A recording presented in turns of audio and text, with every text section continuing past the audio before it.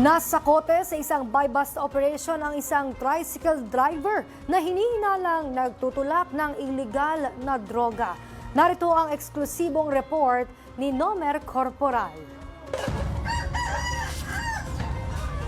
Arestado ang isang tricycle driver sa Ginubatan, Albay na hinihinalang nagtutulak ng iligal na droga sa lugar kahapon.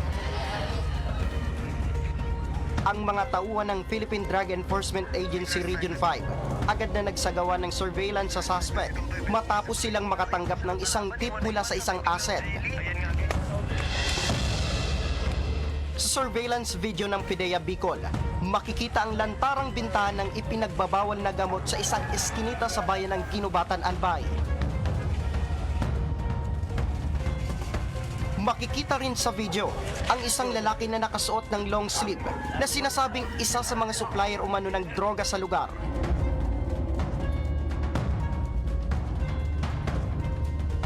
Dahil nagpositibo ang PIDEA sa kanilang isinagawang surveillance, ay agad din silang nagsagawa ng buy-bust operation.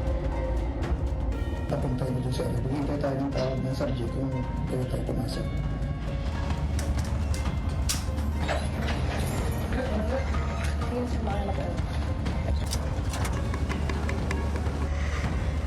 Pagdating sa lugar ng mga tauhan ng PIDEA Region 5, ay agad silang pumuwesto sa mga lugar na kanilang napagplanuhan. Makalipas ang ilang minuto, ay nakatunog na ang suspect nang abutin niya ang marked money.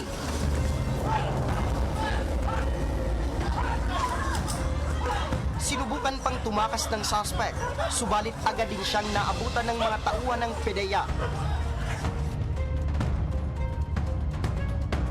Kinilala ang suspect na si Jonathan Orbeta, 40 anyos.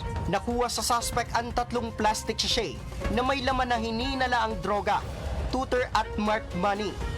Doon mismo sa pinanggilig pang hinulihan sa kanya sa lugar na yun. Kita mo, napaka-rampant talaga yung lugar na yun. Yung lugar na yun, masasabi mong tiyanggian talaga siya. So, talagang aabutan lang yun sa tabi ng kalsada doon.